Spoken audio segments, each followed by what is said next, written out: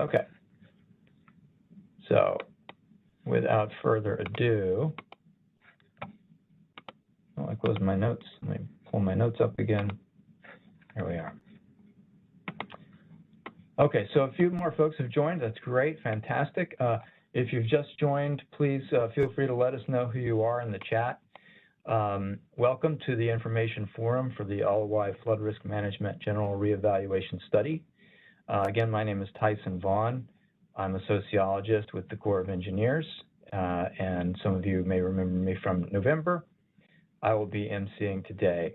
So first, I want to mention that we have heard that some folks only found out about this meeting in the last few days. That's disappointing for us, as I'm sure it is for you, because we did send out announcements a couple of weeks ago. So I'm not sure yet what happened. There was clearly some kind of disconnect. So we will work on that, make sure that does not happen next time. All right, I want to go to the agenda, let you know what we're doing today. So here's a quick look at the agenda. Let me acknowledge, first of all, that I know that today's meeting is quite brief. It's just we just wanted to squeeze it into the lunch hour for you guys. But as you will see in a few minutes, we are going to be holding more participatory workshops again soon. So in addition to what was originally presented in November. For today, we want to quickly recap the basics of the study, make sure everybody's back, on the same page. And then we want to let you all know where we are in the study process and to show you how public input is already being considered in the team's analyses. So we'll present an expanded schedule for those additional public workshops, and we will show you some ways that you can, outside of the context of the workshops, that you can not only continue to provide input to the team, but also actually see what is happening to your suggestions as they move through our process. And then finally, we will open the floor to questions before wrapping up. So our hosts, presenters, and discussants today, we have Eric Merriam, our study lead, and Cindy Akbal, our project manager, will be presenting some information today. Again, I'm the lead facilitator for today. Also, discussants from both the Corps of Engineers and the City and County of Honolulu. Alex Kozlov, the director of the Department of Design and Construction for the city, is on, as well as his deputy, Haku Millis.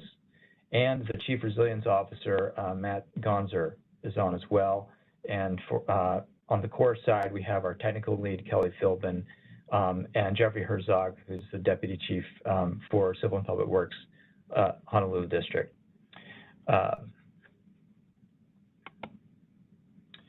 So first, we're just going to start with some presentations, and the ground rules for that are simple. If you have questions and comments, feel free to go ahead and put them in the chat. If you want, you can hold them until Q&A is fine as well. Keep your audio on mute during the presentations. You have a chance to speak up during Q&A later. If you are having technical difficulties, you can chat in, or you can email me there. You can see my email, earl.t.vaughn@usace.army.mil. I can paste that into the chat for you.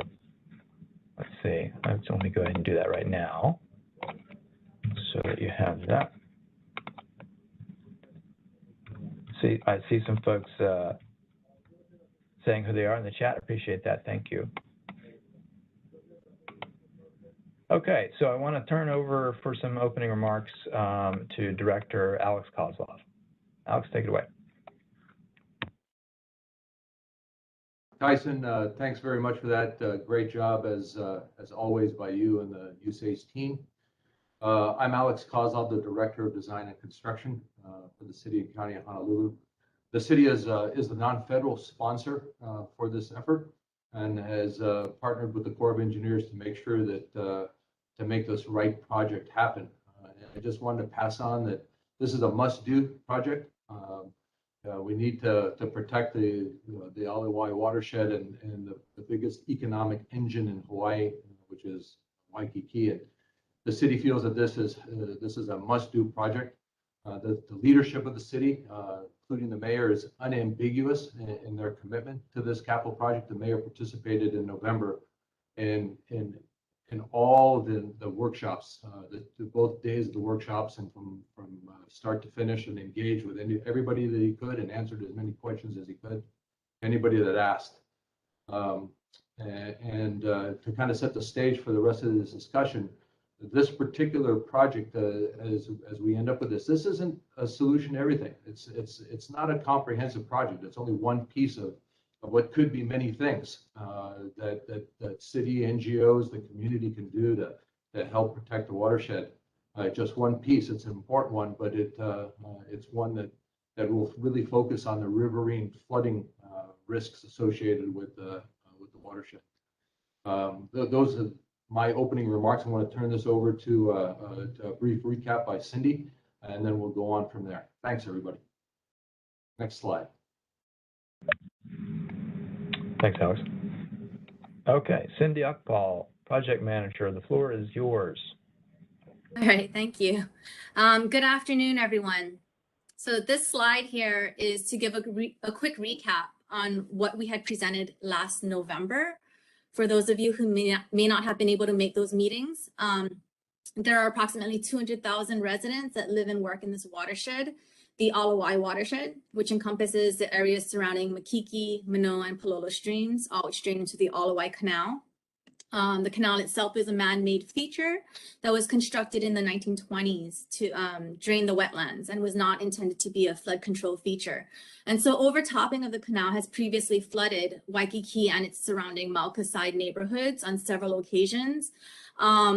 Also in more recent history in the upper watershed, Manoa, Makiki area, we've also seen flooding up there with recent storms. And so we look at the life safety for these 200,000 residents living in the watershed.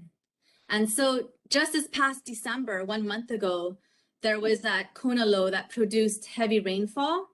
And so this image to the right, the 5 boys needing to get rescued from the Palolo stream, I feel like a picture tells it all right here, when we talk about life safety risk.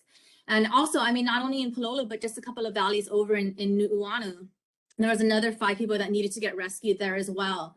And so luckily there are no fatalities that were associated with this storm, but there are several reports of property damage. And so the city and county of Honolulu helped us to gather some preliminary damage reports associated with that storm, with December's Kona low. And what we found is that there were approximately 85 residential properties that were affected by the storm. 1 was deemed a complete loss. 6 suffered major structural damage and deemed unsafe to live in. 48 suffered minor structural damage, and 30 had minor cosmetic damage.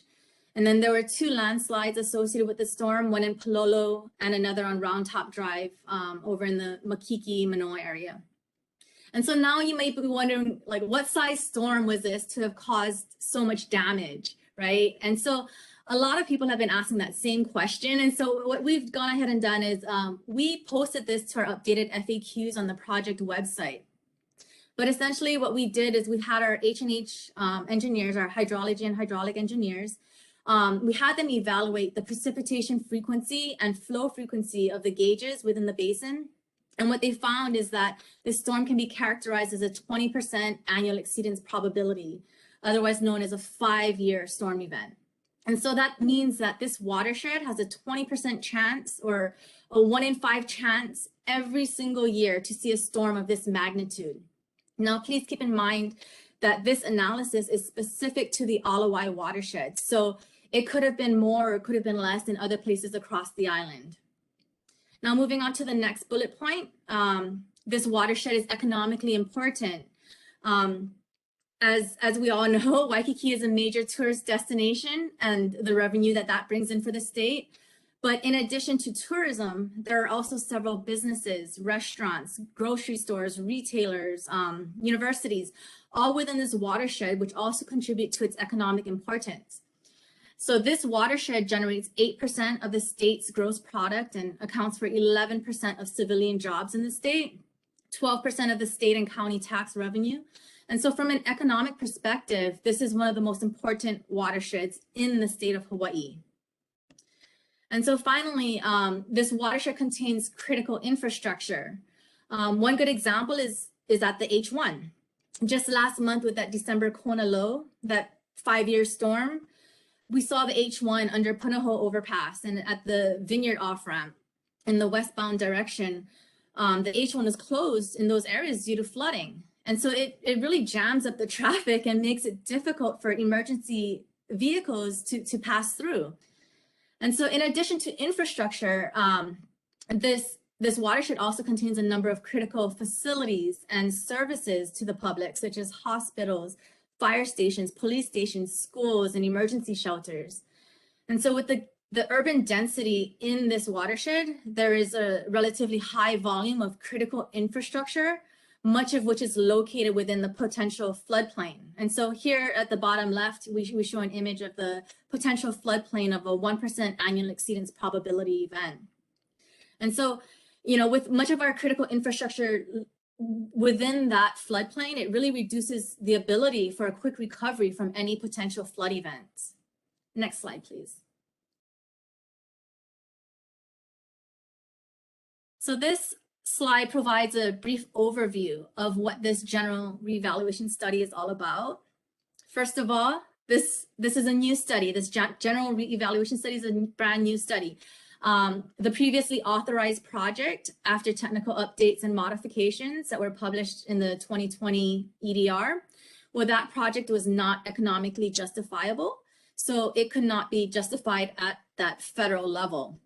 And so that study, though, it was constrained to the 1% annual exceedance probability event, that 100-year storm, which is a low probability but catastrophic effects. Well, this new GR study does not have those same constraints. We're able to evaluate the full suite of storm sizes to find that optimum solution, which means that we can optimize the level of protection to maximize the benefits to both the nation and to the people of Hawaii. And so once again, this is a flood risk management study, which means that we're funded to assess riverine flooding or flooding stemming from the Mauka side of the canal. So it's important to note here that riverine flooding is also affected by coastal and tidal influences. So we can affect those coastal influences to the extent that, that they affect riverine flooding. And then a similar situation with ecosystem improvement. We can consider that to the extent that they affect riverine flooding as well. The Army Corps of Engineers has separate authorities that allow us to look at ecosystem restoration. And that could be a parallel effort. We just need a non-federal sponsor to submit a letter of request. So this study does not include objectives specific to bolstering environmental conditions within the watershed. But what this study can do is include natural and nature-based measures that reduce both flood risk and benefit the environment. And so the goal of this study really is to identify a plan that reduces riverine flood risk and also meets these 3 objectives listed right here. Number 1, reduces risks to life and safety. And so as mentioned earlier, there are 200,000 residents living and working in this watershed, as well as many visitors. Number 2, reduce economic damages to structures and infrastructure.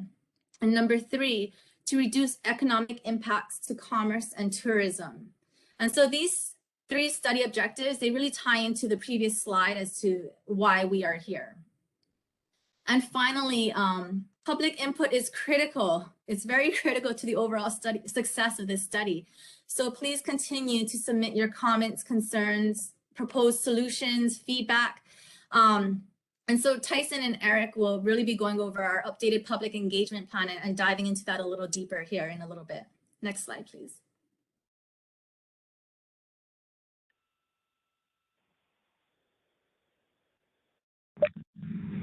There we go, it was a little slow. Thank you, Cindy. So I just also wanted to quickly recap some of the things that we heard in November. You know, we held for those who weren't present or aren't aware, we held 2 3-hour workshops in November to provide basic information and request early stakeholder input on problems, opportunities, and solutions in the watershed. And we had breakout discussion groups. We introduced this app, the Crowdsource Reporter app, for receiving input and attaching it to locations in the watershed. We had 115 participants on day 1, 52 on day 2, so I thought it was a pretty good turnout. By the way, we also have recordings of those meetings archived on the project website. If you haven't checked them out yet, I can show them to you a little later. And some of the key messages that we heard during those 2 days. So one of them was the issue of trust. There was a sense that the level of trust between the Corps and the community is not really where it needs to be. On the bright side, for the Corps, it seemed like people wanted to have a healthier and trusting relationship with the Corps. But clearly a lot of folks felt that we hadn't earned that yet. There was praise and trust, I think, for individual Corps staff like Cindy, also Jeff Herzog, and maybe others. And also I do think that we made some headway with respect to trust in those 2 days of the workshops, but I have no doubt that we still have work to do there. People also wanted more opportunities to participate in the project planning process. So we have responded to this, as we're discussing now, by adding more workshops, particularly during this very important early phase of the study when input has the most potential influence on the shape of the plan. And also by expanding our use of online tools to receive input and also to show what happens to that input. So that, if you provide input, it doesn't seem like it just disappears into a black box. There were other frustrations with the Corps' process, and believe me, we empathize. But, we are also confident that we can navigate our process, such as it is, to get to a plan that will ultimately achieve our shared goals of reducing flood risk in a cost-effective way that's acceptable to the community. And, beyond that, we heard that, to please consider public input from prior studies. So we have been doing that. We are doing that. There was widespread agreement that some sort of solution is necessary, so that's good. There was optimism that an appropriate plan can be realized. And there was also optimism that the current city and county of Honolulu administration will work with the Corps to get it right. So those are a few of the key things that we heard in November. I want to turn it over now to the study lead, Eric Merriam, to give us an update on the process and our progress within that process. Eric. Thanks, Tyson, and thanks, Cindy, for the review. We wanted to provide a little bit of background information for folks that were not able to join in the previous meetings and set the stage kind of for where we are now. And so I really appreciate that. I don't want to rehash the overall study process. We spent a decent amount of time talking about that during the last meetings. But this is a similar slide where I kind of lay out the kind of the 4 steps that get us to a tentatively selected plan and a draft feasibility report. The first step is to identify the problems and opportunities. And up to this point in the study, we've done that through the public workshops. So during the previous workshops, we had the public participants help us identify explicitly within the crowdsourced reporter, where those problems and opportunities are within the watershed. And we've also been able to leverage a lot of the previous work, the previous studies, the input received during those studies, as well as site visits to identify those problems and opportunities to date. In terms of inventorying and forecasting, what has the team been doing? So we've had our H&H team working on updating the models. I know that the previous efforts also went through a very large model update, and we're not revising those models extensively. What we're doing is we're using recent data, so things like the recent December flooding, to calibrate and validate the models. We're also ensuring that how sea level rise and other attributes are incorporated into the model meets updated core policy and standards. And so there's a lot of things that we have to do. We're also looking at where there were data gaps before, and there are new data that can be input into the models. And so we're not remaking the models. We're just updating them using, you know, the most recent data. We've also been in discussions with environmental agencies and technical experts to ensure that things like climate change and sea level rise and you know, potential environmental impacts are being incorporated.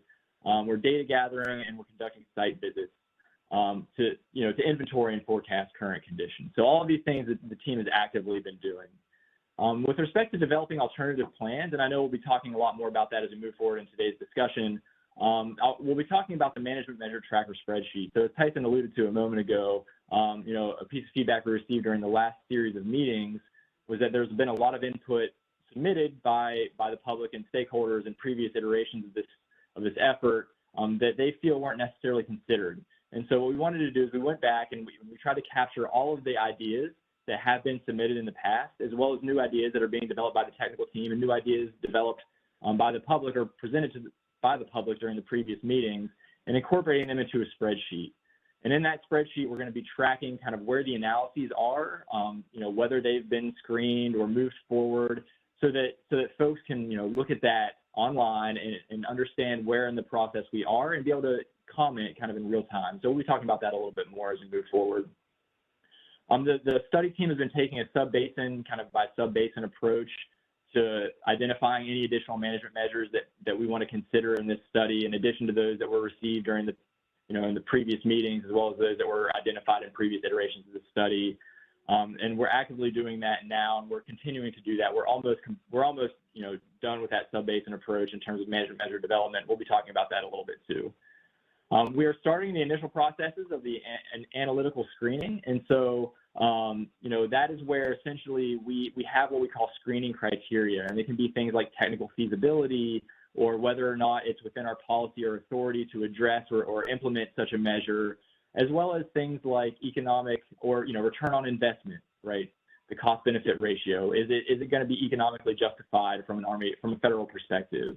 As well as, you know, potential improvements to life safety. So there are a lot of criteria that we can consider, and what we'll be doing is looking at all of those measures with respect to those criteria, and we'll be tracking all of that in the spreadsheet so that everybody can see where we are in the process. One thing that we have not started yet, because we're still working on the management measures, is developing, evaluating, and comparing alternatives, and so more to come on that in the next series of meetings. The next slide, please.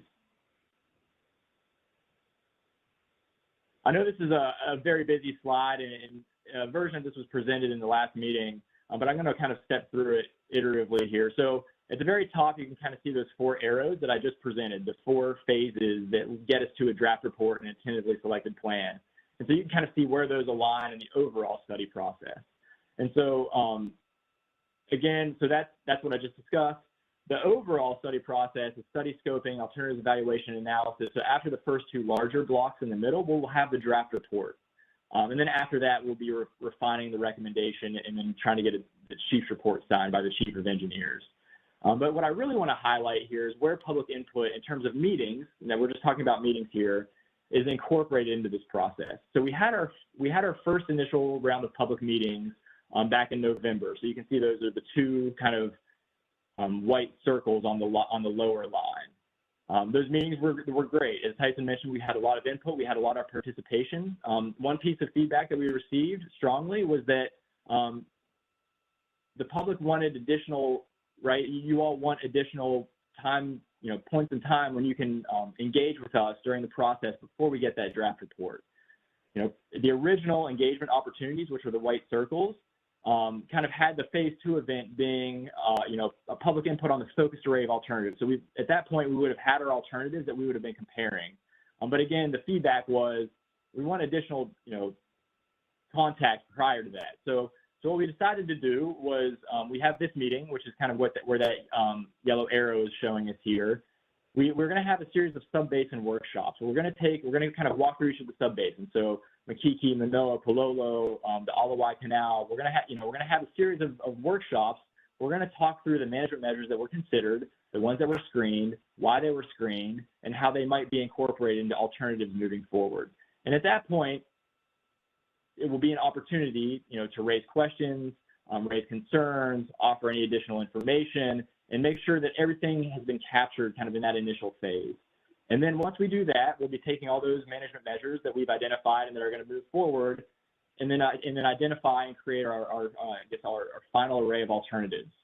And at that point, again, we'll come back to you, the public, and have another series of events where we talk about what that final array looks like, and so how those management measures will merge into that final array. Again, seeking your input and feedback on that as well. And then as we move forward, we'll continue to, kind of as we had planned originally, we'll continue to, we'll have a series of events after the draft report has been released, the original phase 3 events, and talk about what the tentatively selected plan looks like. And then again, we'll have a series of events prior to and following the release of the final report. So again, we really heard the feedback in the last round of meetings that we wanted additional points of contact prior to kind of the draft report being released and that plan being identified, and we have put those in there, I guess, at this point. So that's just one kind of, I don't want to say phase, but one aspect of the revised public engagement strategy. So Tyson, if you want to move on to the next phase, or sorry, next slide, sorry. So in addition to the additional meetings, we've really bolstered our online presence and the online tools that you all can use to engage with us. So as we kind of discussed last time, the website is the central hub for all of the online information for the study and engagement with us through these online avenues. On the public website, you'll see the updated engagement plan and timeline that I just kind of went through, laid out in tabular form, and so that is on the public engagement tab. We also have what we're calling responsive information, and so how we respond to input that you provide us. So a lot of comments and questions that come in, we are going to be incorporating into revised frequently asked questions. So we'll respond to your questions and comments, but we'll incorporate those into the FAQs. And so those FAQs are going to be a great resource to go to see any updates in terms of comments that may have been submitted by others, and issues that continually are raised that we can address through those FAQs. We're also going to have records of public meetings, like the previous meetings. The videos are online, and the video for this meeting will be online as well as any other engagements that we have. I'll talk about the management measure tracker in a moment, but we're also, some issues are going to be larger than can be addressed either in the management tracker spreadsheet or a frequently asked question. And when that happens, we will and are willing to provide more thorough explanations of complex issues as needed through, written kind of documentation. We can call that a white paper or I guess a longer explanation, but we're willing to do that as well. So features for receiving information. So there are a number of ways that you can reach out to us. We have all the contact information, including the emails, up on the website. And we also have a formal submittal form that you can go in. It's on the contact tab. You can go there and put your comments in or questions in, and that goes directly to the email as well. So there's a way you can either email us directly or use the contact form on the website. We're also going to leave Crowdsource Reporter up through the end of this month to capture any information, and then we're going to be taking that down and accepting feedback kind of through these other forums. I think the most important thing here to note, though, is if you have an idea or a comment that you want to get through to the study team, send us an email, put it in the comment form, use Crowdsource Reporter through the end of the month, but make sure you write and you put that, you put that comment into us. That is absolutely the best way to get a hold of us. We have a number of folks that are monitoring the email, and we will get your comment and question to the right people that can get it answered. So Tyson, if you want to move on to the next slide, I do want to take a moment to kind of talk about the management measure tracker spreadsheet a little bit. This is just kind of a screen capture, of what the spreadsheet looks like, and this is just showing some examples of measures that were previously submitted by folks in the community during previous iterations or during the first public meeting. But this tracker spreadsheet is up online, and we're going to regularly update it. What it is going to allow the public to do is provide focused and real-time feedback on the technical and planning process. So as we go through and we're screening measures and doing analyses, we're going to go in there and we're going to write out what's happening. We're going to put it in the notes, and you can kind of track where we are in that process on that spreadsheet. And at any point, if you have a question or comment about what is on that spreadsheet, you can send us an email, right? You can write a comment form. you can say, hey, I see you were doing this analysis. I'm afraid you weren't using all the information. There's some additional information that I'd like to make sure that you're considering. And then you can provide that to us. And that's just a perfect example of how the tracker can be used real time to provide information to us. Right now, we have about 180 measures on there. I'll say there's a lot, right? And that's because there's been a lot of input from the community in previous iterations. And we want to make sure that this time you feel like your comments and your input are being addressed and being incorporated to the extent possible in the study, right? And that's what really this tracker spreadsheet allows us to do. I do want to note that if you get on there, the technical team, we are still updating and adding to the tracker spreadsheet. And so you can expect that list to grow.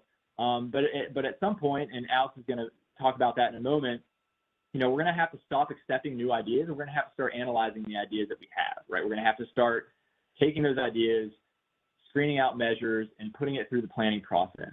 And so Alex will kind of hit on that in a moment. And actually, I'll just go ahead and say next slide. Yeah, thanks, Eric. Basically, I would like to just reiterate what was just discussed about the opportunities for the next 90 days for public input.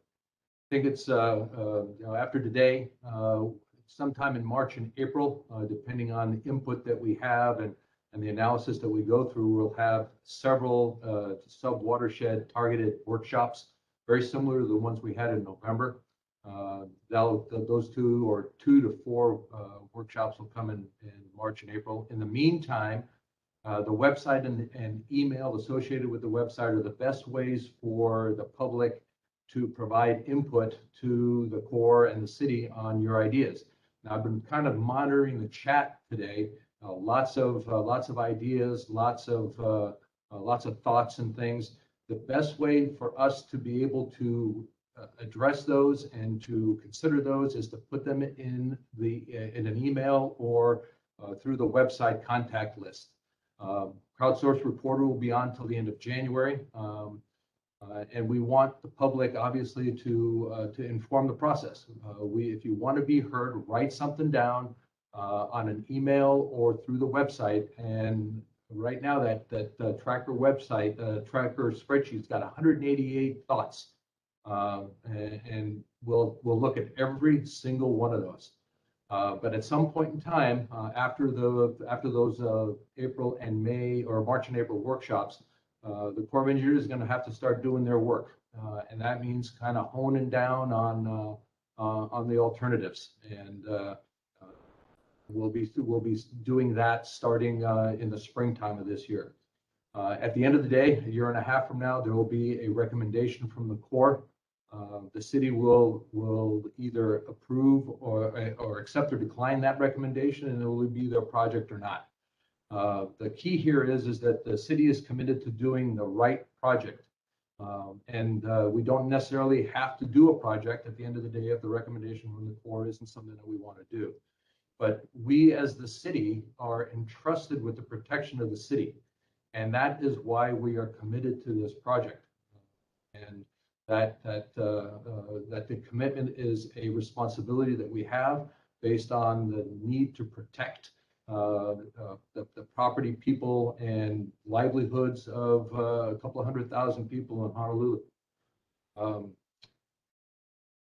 Thank you very much for listening to us today. I think we're going to go into some questions and answers. Tyson's take it away, please. Thank you, Alex. And actually, before we get to the Q&A, we are going to do the Q&A, and I'm glad we've actually gotten through this fairly quickly today, so we have a little bit of time. I'm just going to try something really quick here that I have not often done, to be honest, in WebEx yet, which is a quick poll. Before I just want to open this poll here. Let's see if we can, okay. There we are. Okay, so I've put a poll. You should see something in the lower right of your WebEx. You can click on that, open the little poll there, and you can answer the question. I want to know how familiar you are with the project website. If the poll is not working for you, you can put in the chat if you like. You know, I've never seen the project website, or I check it every day, or whatever it is. You know, you can put it in there.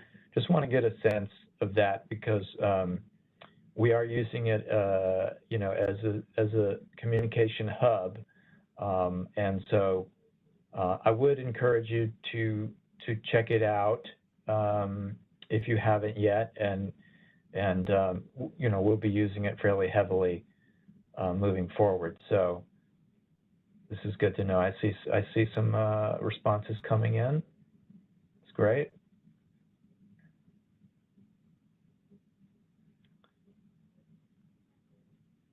It's about a minute left on the poll. Oh, appreciate that, Eileen. I'm going to share that on Nextdoor. That's great.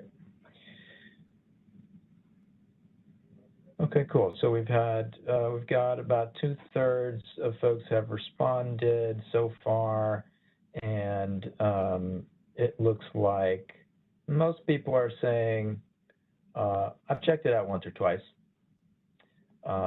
And that's understandable. So far, we haven't been like, you know, updating it like on a daily basis or anything like that.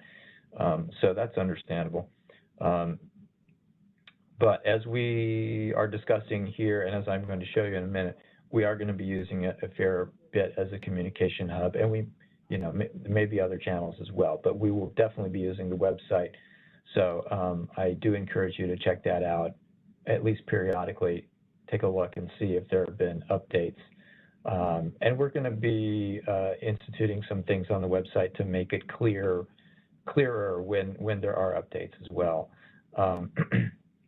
I'm going to go ahead and actually, okay, I'm going to just close the poll. Okay, so we have 15 seconds to close. 10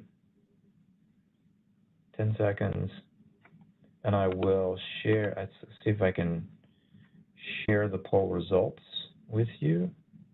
1 second left. Share poll results. Okay, so I think you can see there those results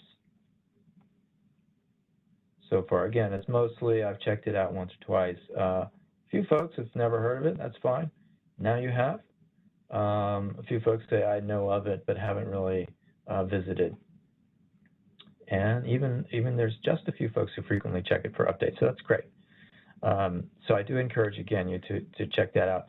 What I'm going to do now, before I get to Q&A, because it's so important for us to show you the ways that you can engage, and I understand that there's a bit of irony here that we're mostly talking to you about ways that you can engage with us at this point, but that will change very shortly.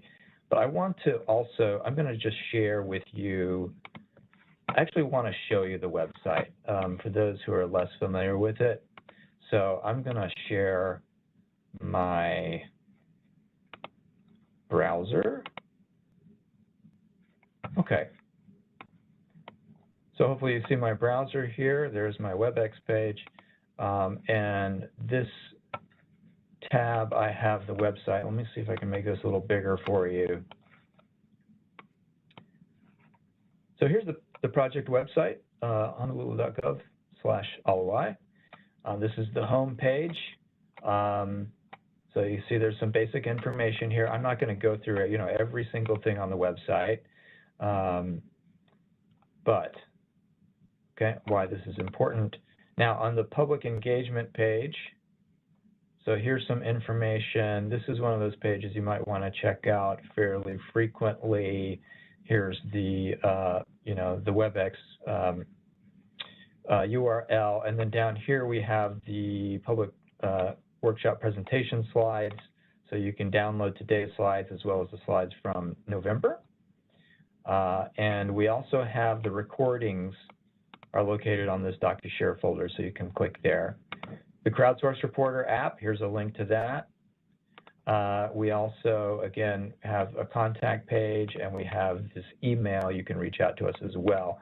I'm just going to go to the contact page so you can see what that looks like. Okay, so it's a pretty standard form. So if you, for whatever reason, you don't want to send by email, you want to use the contact form, it's there for you. I'm going to now look at the resources. So resources. Here is the management measure, sorry, it's at the bottom here, management measure tracking spreadsheet that Eric was talking about.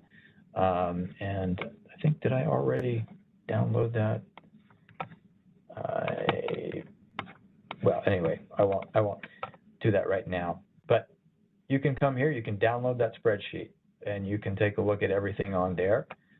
And so I would encourage you to do that periodically, particularly if you have suggested something yourself, or there's a measure you're especially interested in. Take a look, see how it's going. And, you know, if it's screened out. Tyson, is there any way you can open up that spreadsheet? Yeah, I can do that. And actually, what I need to do is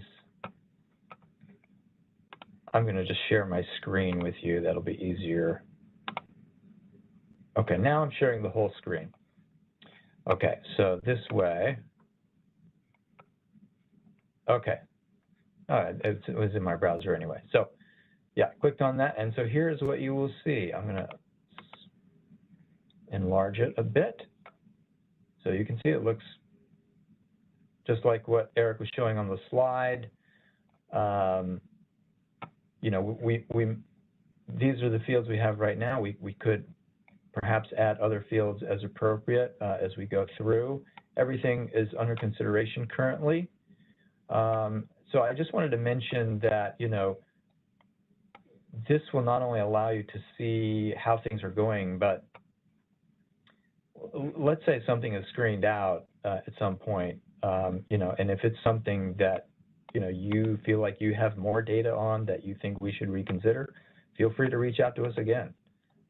You know, as Eric was pointing out, you know, this won't be going on forever, but, you know, we certainly would be glad to consider any additional information that you have. So yeah, I just mainly kind of wanted to show that to you. I'm going to go back again to the page and just point out again, we have this FAQ page as well on the website, and we do update these FAQs as new questions come in and so forth. All right, I'm going to stop that, and I'm going to move now to the Q&A. So, ground rules for the Q&A. Let's see. I think I'm sharing. Yes. Okay. Sharing the presentation again. Ground rules for the Q&A. So, put your comments and questions in the chat. You can also use the raise hand tool, which again is you can look at the bottom of your screen, the reactions button, or the participants list where your name is to the right of that. There's a little hand. Keep your audio on mute unless you are speaking. Introduce yourself briefly the first time that you speak, and do be conscious of acronyms and technical language. Also, keep it brief, make sure that others have a chance to speak, particularly we don't have much time left today. So because of that, I just ask that we have one question or comment per person for now. Okay, so I'm gonna take a look at the chat here. So I can address one question that I saw in the chat, Tyson, that, you know, was about the infrastructure. So, you know, flooding due to infrastructure, and Sydney's absolutely right. You know, the Army Corps of Engineers, I guess, provision, maintenance, and updating of infrastructure is not really within the purview of the flood risk management authorization that we're working under for this study.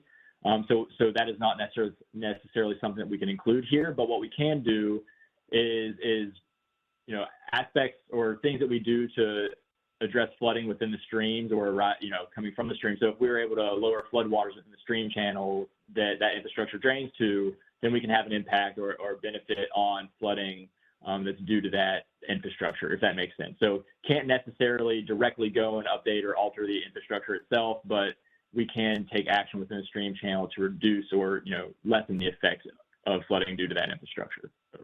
Hope that made sense.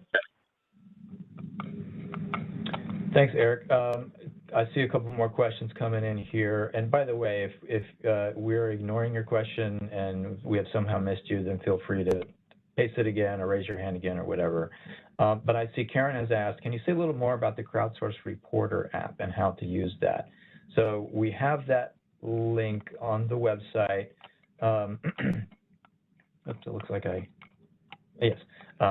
We have that link on the website. If you go there, it will pull up. It's a mapping app, basically. So you'll see the mapping app. It's fairly easy and self-explanatory to use. So I think once you get there, it should be pretty simple. The only thing that might trip you up a little bit is because we were originally using it in the context of the workshops and breakout groups, there are these numbers on the right side of the screen at first. So you need to choose one of those. I would choose number 7, which is the last one, which we didn't have that breakout group. So if you're not in the workshop, that's probably the one to choose. Click on that, and then you'll be able to put a point on the map where you feel like, you know, hey, there's a problem here, or I have an idea for a solution here. It'll open a little form for you to input some information about it. And then you do need to, when you're finished with that, I forget the color of the button, but there's a button at the bottom. Once you've done with that, click that button to submit. And once you submit it, then it's in there and we will get it. If you do have problems with the app, you know, for whatever reason, you know, send us an email and just your idea that way. Okay, I think there was some other questions. So Winston asked, are previous public comments, like from the last meeting, gathered for all to see online at your website? Well, we do have the recordings of the workshops. I don't think we have sort of like all in one place a list of all comments, but we do have, again, the management measure tracking tool and the recordings. I actually need to check to see if we have like the chats and something like that posted. If you'd be interested in that, I could look into doing that if we aren't doing that already. Tyson, also important to note too, yeah, that a lot of the questions and a lot of the reoccurring comments, we definitely try to incorporate into FAQs. And so the FAQs can answer a lot of the questions and address a lot of the comments. So for example, the question earlier about the infrastructure, we incorporated based off of feedback after that into an FAQ. That's just one example that off the top of my head right now. Over. Yeah, good point. Good point. Emily asked if there's any engagement with University of Hawaii architecture and related departments, planning department. There seem to be a lot of dissertations in recent years of restoring native wetlands, particularly in the Ala Golf Course area, as a healthy component in flood mitigation. So we are reaching out to everyone equally, I think I would say. And so when we reach out to the whole community, we certainly welcome the participation of folks from the university. I don't think that we're doing any special sort of, discussions with them to reach out for their input. If you know folks there and you would like for them to be more engaged, we would certainly welcome their engagement. So I encourage you to talk to them about that. Alex or Erica, yeah. Yeah, I'll say too that, we know of a lot of work done on things like groundwater, how the changing water table is going to influence. I know there's been a lot of work related to hydrology from the university. Anything, if you know of good dissertations or theses that have come out and you want to make the team aware of those, absolutely send them to us in a comment, right? We're happy to kind of look into that. I know that as we move forward and measures are developed on the university itself, or we're looking at measures on the university, we're going to be reaching out. But yeah, if you know of work that could be valuable to the team, please make it known to us and kind of help point us in the right direction, I'll say. Over. Yeah, Alex, I don't know if you have anything to add to that. If not, it's fine. Nothing to add. It's just that, we want as much input as possible, and the next 90 days is when that analysis of that input is going to be the most premier. So encourage anybody and everybody to provide input.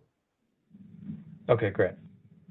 There's a question, I'm sorry, from W. Bekeme. This person asks if any consideration has been given to having the roads in the Malka neighborhoods repaved with permeable asphalt to reduce flow to streams feeding the canal. Eric or Kelly, maybe? Yeah, I mean, I'll say that is a measure that has come up. And I think it's in the tracking spreadsheet. Kelly, you can correct me if I'm wrong, or Cindy. I know we've discussed that. So the short answer is yes. Yeah. Sydney is wondering what is the current city capacity for stream cleaning maintenance crew. I don't know if Matt or Alex, if that's something that y'all can address. I can take that one. That's probably the thing that keeps me up at night more than anything else. So round numbers, 90% of the streams on Oahu are privately owned. And so that leaves 10% of the streams, obviously city owned or public owned. We can look at, and this is between Department of Facility Maintenance and Department of Design and Construction, we take 10% of the 10% each year. So we can look at a particularly public owned stream and clean it out and maintain it once every 10 years. I hope that answers your question. And Kelly, did you, okay, you wrote it in the chat box. Okay, great. All right. Next question. So there's a question here, and yeah. And so I think Winston posted one question. The main topic in our last meeting was that we absolutely must have robust engagement for ideas considered from the public rather than presentation type events like this one, right, that have a longer Q&A. The public needs to be involved deeply in the process. And so, I mean, that's a great question, right? And I'll say that after the last round of engagement, the team went back, right, to the drawing board and thought really long and hard about how can we do this through a process that both kind of fits within what we as an organization can do, right, and that allow meaningful input.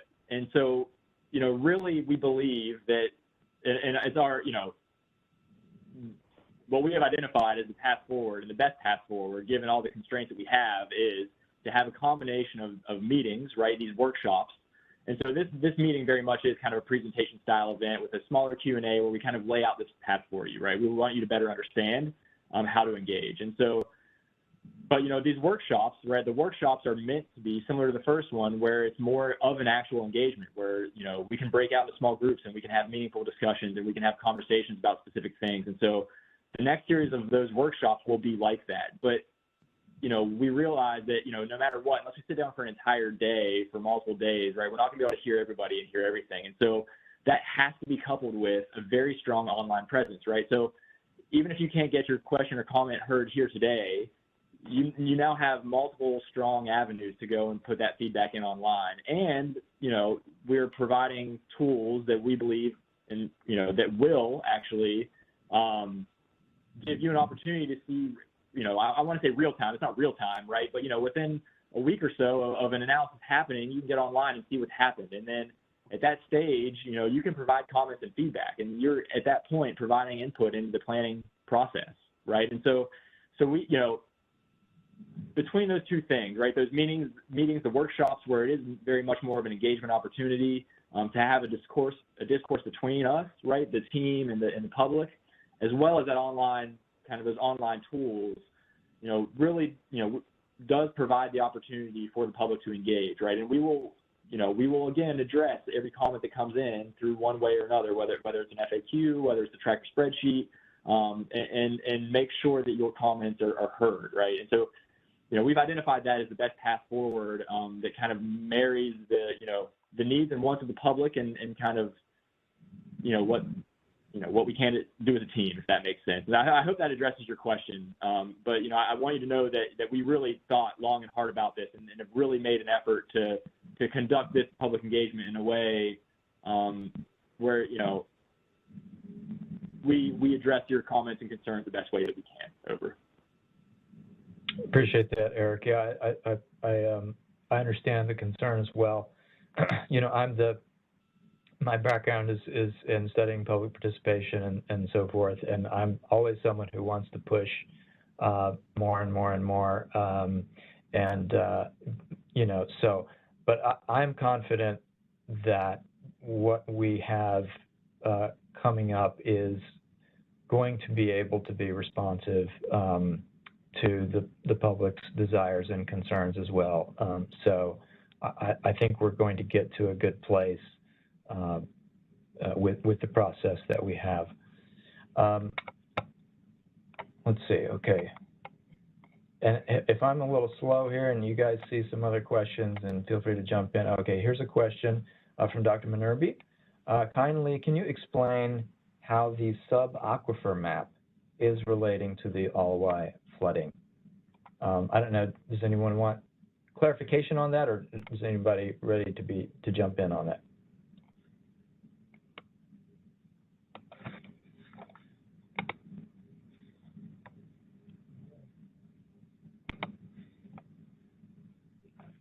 Eric, I think you're muted.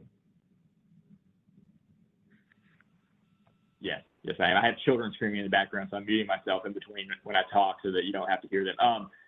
So what I'll say is that's a great question. I think that probably the answer to that question, we don't have our hydrologists and the hydraulics engineers on the line, and so at the risk of providing an answer that's not 100% accurate, because I myself am not an engineer, I'm not going to try to provide some technical response. What I will say is that we've captured that question, and I also the intent of this was, I know there's been a lot of great comments in the chat about measures. The intent for this meeting wasn't necessarily to talk specifically about measures and data and things like that. So we didn't ask all representatives of the technical team to join, and so that's kind of why I'm unable to answer that perfectly right now. But what I will say is that we can get an answer to that, and really, we're hoping to kind of focus more on public engagement here, which is why we kind of structured this the way we did. Over. Thanks, Eric. And I'm a little behind on the chat, so Alex, maybe you're already responding to Sydney. She just asked if you could write what you said about cleaning the streams in the chat. All right, awesome, thank you. Okay, great. There's a lot of great chat. Yeah, so Winston asked if we could post the chats for public visibility if we haven't done that already. So we can definitely talk about doing that. Let's see, other questions. All right. A lot of good discussion, you guys, in the chat. I really appreciate it.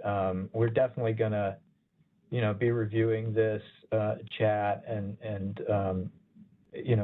the team. There's a lot of good ideas and discussions about previously suggested ideas as well. Let's see. Okay, Karen asked if she can capture the chat herself. Yes, you can do that. There's a couple ways you can do it. One is you can just click in the chat and do, if you're on Windows, Control A, or if you're on Mac, Command A, and it'll select all. It'll select the whole chat, and then you can copy it. And then you can paste it into a Word document or something like that. So that's one way to do it.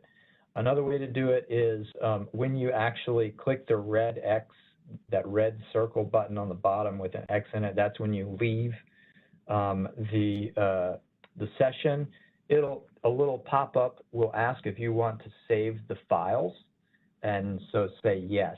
And then I think it'll actually ask, like, which ones you want to save. So it should give you the option to save both the slides and the chat. So it'll save the chat as a text file. So that's the other way to do that. Okay. So Sydney has follow-up questions. And by the way, I should say, actually, we are already at the end of our allotted hour. I think we can maybe go over a couple more minutes since there are some questions here. But I also want to be respectful of those of you who can't stay on. You know, I know it's in the lunchtime for a lot of folks. By the way, if another day works better, like if Friday is actually a better day for people to do this, and then we can maybe do that for the workshops, for example, instead of, you know, anyway, we welcome your suggestions. So Sydney just followed up. She said, would like to still know the actual number of staff dedicated to stream maintenance, or is there any dedicated staff? What is the plan to get more staff? Is there a budget request yet? So a lot of questions on that thread for you, Alex. Yeah, so I'm quickly answering that. I think maybe we put this in an FAQ as well, because it's a long answer. I'll do a quick answer now, and then we'll do an FAQ in detail, because it's something that keeps me up at night. All right. Yeah. All right. And clearly important question. So that sounds good. And so Sydney asked where the concrete came from. I'm sorry. Not sure what you're referring to. I may have missed that. Feel free to unmute yourself if you want to clarify, Sydney.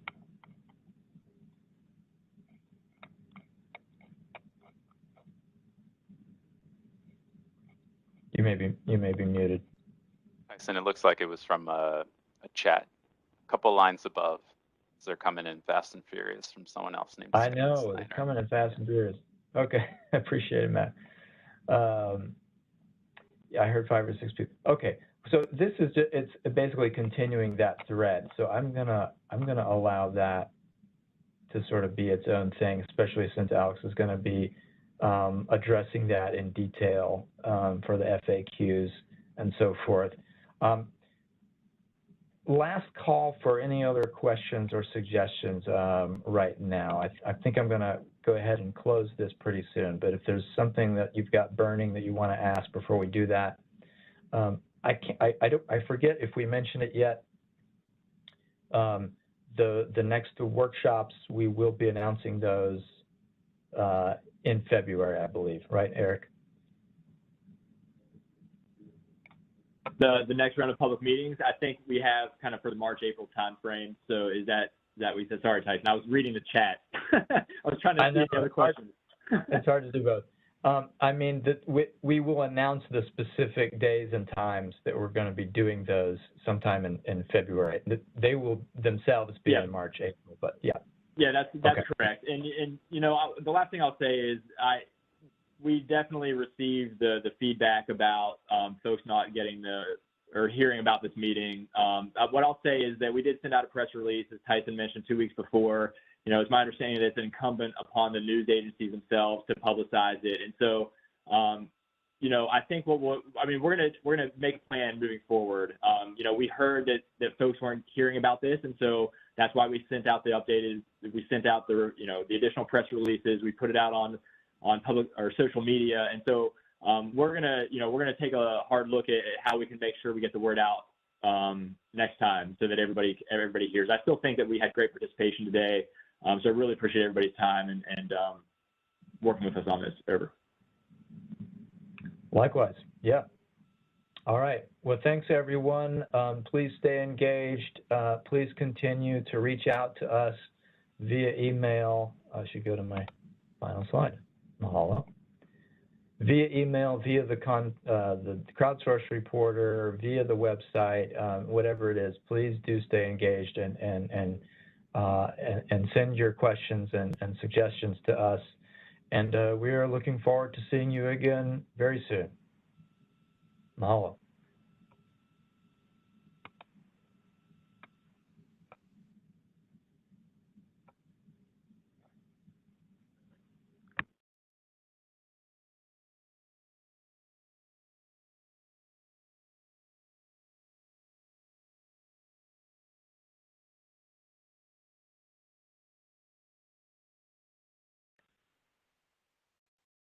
Hey, Tyson, before I jump off, do you need help capturing any of the information, like the chat or anything, or do you have it covered over? Thanks, Eric. I think I've got it. I have copied and pasted, and I'm also going to save the file for good measure. Okay, just FYI, we're also still recording. I know. That's Okay. all right. All right.